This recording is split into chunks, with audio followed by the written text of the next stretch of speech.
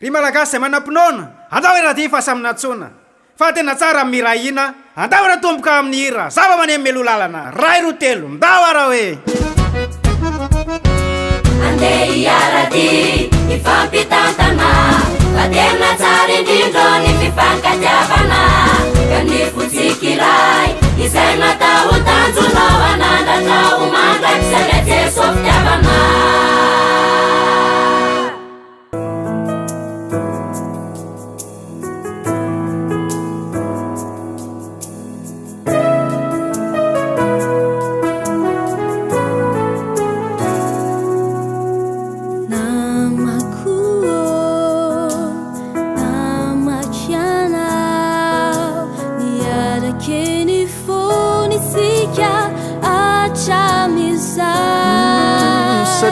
saminantsony iray tambatra natokana hihira sy hideran'Andriamanitra hatramizao taona maro izay no niarahana nandeha namakivaky fisedrana sy alondrano be indraindray tola ampandehanana kanefa mbola tafajoro sy tafarina isika rehetr'izao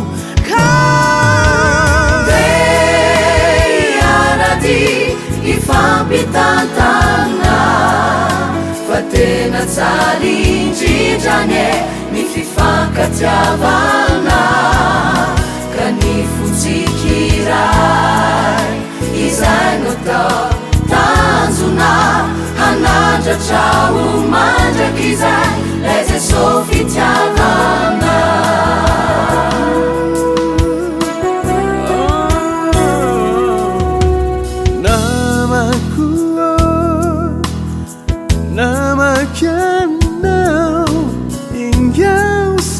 Sandratoatrano ny feona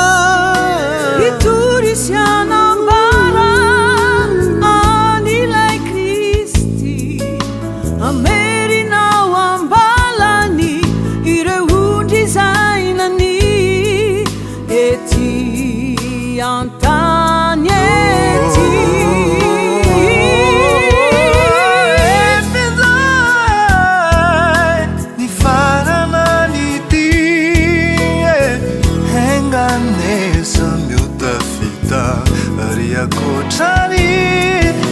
Nebula yaraka hiratrany atrany iteran'Andriamanitra rehefa any an-danitany toy ny ety antany ka yarady ifampitantana fa tena tsara indrindrane ny fifankatiavana